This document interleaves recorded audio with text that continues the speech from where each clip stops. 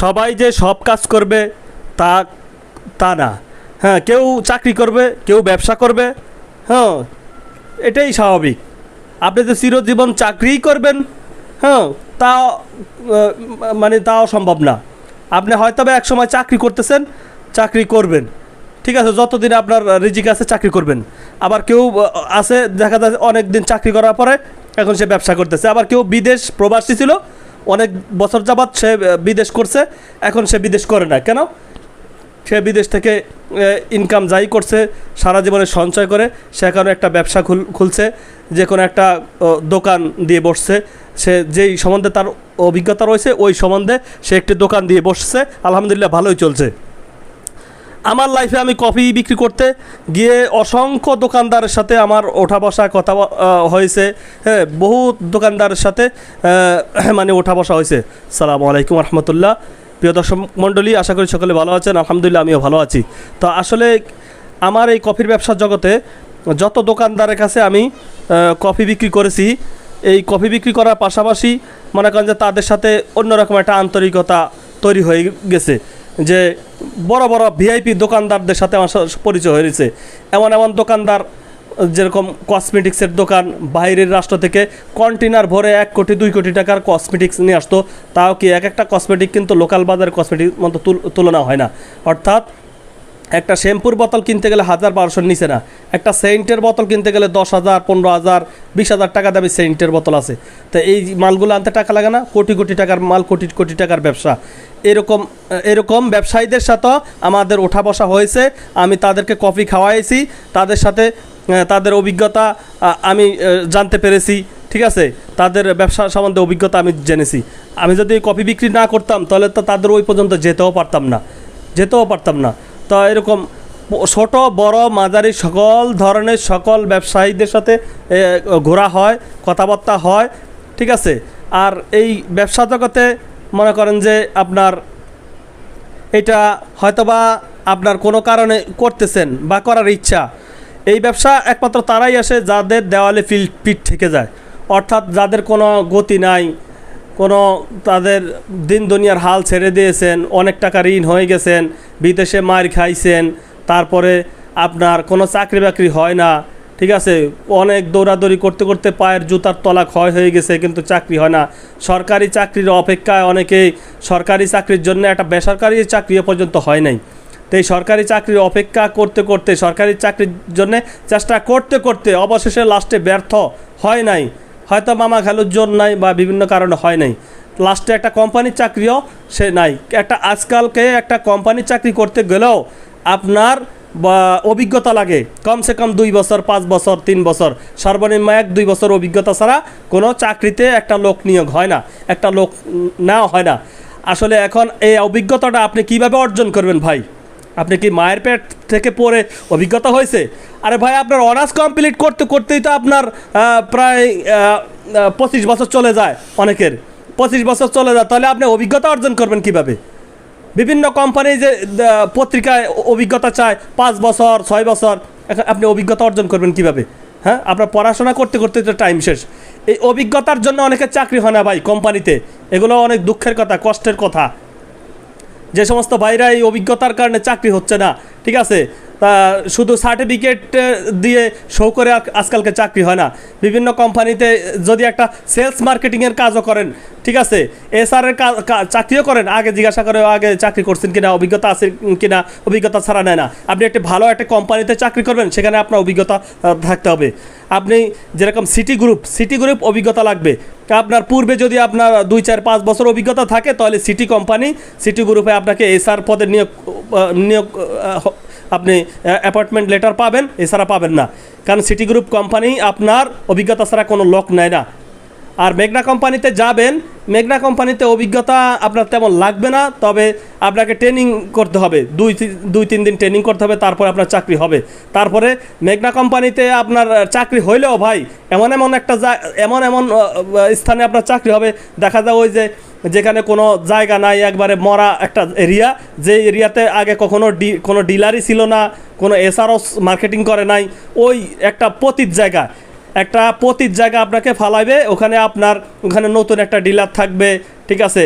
ওই যেই সাইটগুলোতে অর্থাৎ কোনো এসআররা যায় না, দোকান খুব অল্প সংখ্যক, ওই সমস্ত মানে আপনার মাথায় একটা পাথর চাপাবে, আপনার মাথায় একটা বোঝা চাপায় দেবে।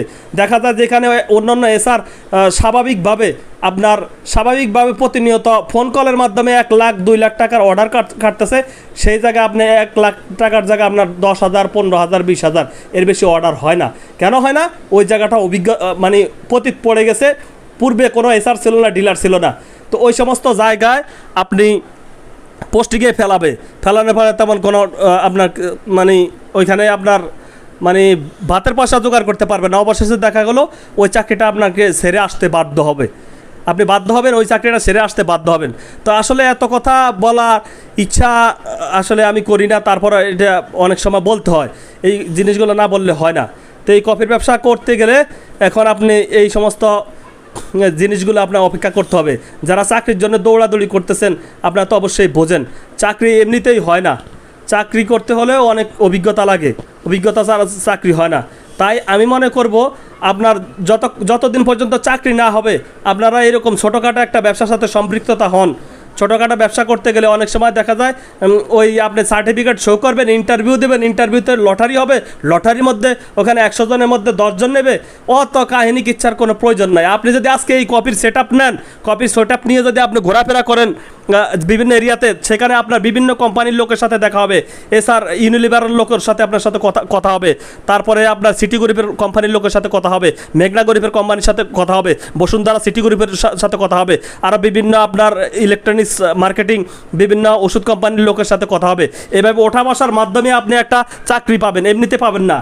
হ্যাঁ, দেখা গেলো একটা টিএসএম এর সাথে আপনার কফি খাওয়াইছেন, ওনার সাথে দেখা সাক্ষাৎ হবে, কথা হবে।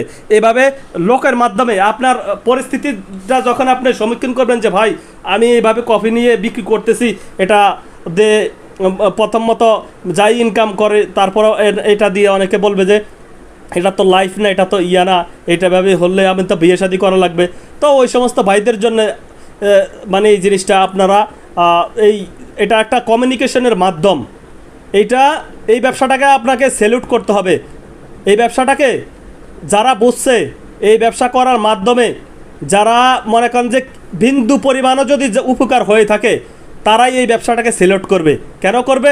যাদের কোনো আঁকা ফাঁকা ছিল না, হ্যাঁ, দূর সময়ে এটা একটা বন্ধু, ঠিক আছে, এই দূর সময়ের বন্ধুটা আপনার কেউ পাশে না থাকলে কফির ব্যবসাটা পাশে ছিল। অর্থাৎ এই ব্যবসা করার মাধ্যমে আজকে আপনি একটা চাকরির আবেদনে আপনি ইন্টারভিউ দিতে পারছেন বা অন্য একটা জায়গায় যেতে পারছেন, ঠিক আছে। আপনার বিবি বাল বাচ্চা বা সংসার ফ্যামিলি এটা দিয়ে দিন আনছেন, দিন খাইছেন, ওটা খাওয়ার পরেই কোনো এক সময় কোনো মাধ্যমে আপনার চাকরি হয়েছে বা একটা প্রমোশন হয়েছে, যে কোনো একটা সিস্টেম পেয়ে গেছেন। এখন এই সিস্টেমটা যদি আপনি না পাইতেন, এখন আপনি কি করতেন? এখন আপনাতে এমন কোনো দয়ালদার নাই যারা বিপদে পড়ে, কোনো দয়ালদার পাবেন না। এমন কোনো দয়ালদার নাই যে আপনাকে 10,000 20,000 টাকা দেবে, টাকা চা তো দূরের কথা, আপনার ফোনটাও রিসিভ করবে না, কথা বলবে না, এরকম কোনো দয়ালদার পাবেন না। সেজন্য ভাই এটা যখন আপনি বিপদে পড়ে যান, এটা একটা বিপদের বন্ধু। এই জিনিসটা করার মাধ্যমে আপনি পরবর্তীতে আপনার ক্যারিয়ারটা ডেভেলপ করতে পারবেন, আপনি চাকরির জন্য দৌড়াদৌড়ি করতে পারবেন। যে ভাইরা পড়াশোনা করতেছে, পড়াশোনা পাশাপাশি এটা করলে আপনার পরীক্ষা দিতে সুযোগ রয়েছে, পরীক্ষা দিতে পারবে, ঠিক আছে। আবার এমনও চাকরি আছে নামাজ কালাম পড়া যায় না, এই ব্যবসা করার মাধ্যমে আপনি নামাজ কালামও পড়তে পারবেন। মসজিদে যাবেন, মসজিদ যায় আপনার ব্যবসা সাইডে রেখে 5 ওয়াক্ত নামাজও পড়তে পারবেন। এই ব্যবসার চেয়ে স্বাধীন ব্যবসা আর কোথাও নাই। আবার কিছু লোক রয়েছে আপনার মনে করেন যে কেউ সকালে যায়, আবার কেউ বিকালে যায়, এটা সকাল বিকাল 2 টাইমে চলে। অনেক ভাইরা আছে দেখা যাও বিকালে 3টার পরে যায় 2 প্লাস বিক্রি করে, 2 প্লাস আছে মনে করেন যে আপনার 1600 টাকা বিক্রি করে, 1600 টাকা বিক্রি করলে 800 টাকা এমনিই লাভ থাকে। তো যারা আনন্দের সাথে তারা কাজটা করে, এরকম আনন্দের কাজ ভাই পাবেন না, পাওয়া সম্ভব না। আপনার একমাত্র 1 তারিখে ঢুকবেন, পরের মাসের 10 তারিখে যে আপনাকে বেতন দেওয়া হবে।